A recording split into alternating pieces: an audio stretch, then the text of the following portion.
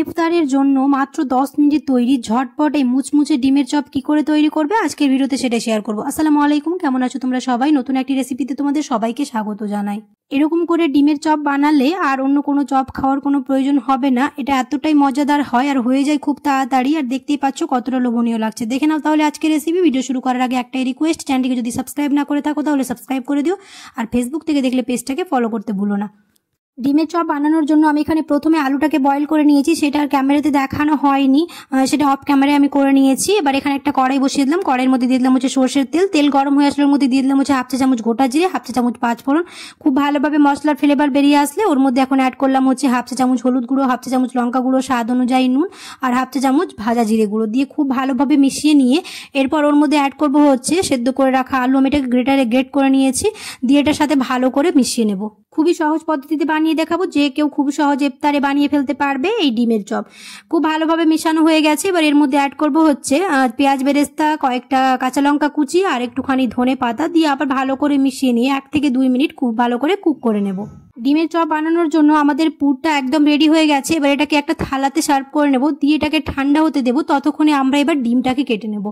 এখানে আমি 3টে সেদ্ধ করে রাখা ডিম নিয়েছি। এবার ডিমটাকে 4 কোণা করে কেটে নেব।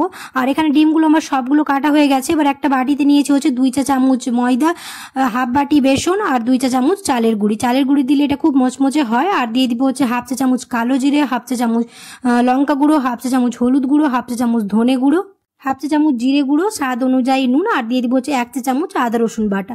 দিয়ে খুব ভালোভাবে মিশিয়ে নিয়ে একটু একটু করে জল দিয়ে একটা ব্যাটার বানিয়ে নেব।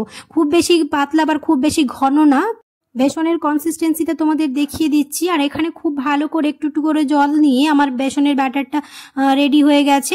এবার এর মধ্যে এখন অ্যাড করব হচ্ছে হাফ চা চামচ বেকিং সোডা। বেকিং সোডা দিলে এটা খুব মুচমুচে হবে এবং ফুলবে। আর তারপর এটা দেওয়ার পরে খুব ভালোভাবে মিশিয়ে নেব।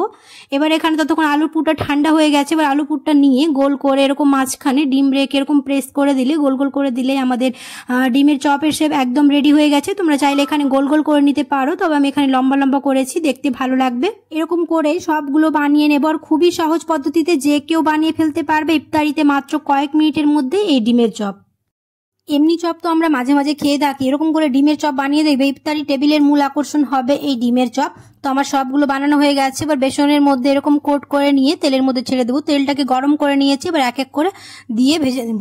তেলটাকে গরম করার পরে এবং চপগুলো দেওয়ার পরে গ্যাসের ফ্লেমটাকে লো টু মিডিয়াম করে রাখবো, না হলে এর কালারটা খুব ভালো আসবে না। তার জন্য এটা গ্যাসের ফ্লেমটাকে মিডিয়াম করে 2 থেকে 3 মিনিট খুব ভালো করে এপিট ওপিট করে ভেজে নেব। একটা কাঁটা চামচ নিয়ে এপিট ওপিট ওরকম করে উল্টে নেব, তাহলে কড়াইয়ের গায়ে আর লেগে থাকবে না।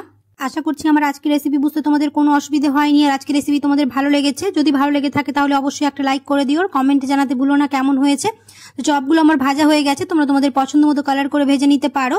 এবার আমি তুলে নেব। হবে খুব শিগগিরই পরের একটা নতুন রেসিপিতে। সবাই খুব ভালো থাকবে। আল্লাহ হাফেজ।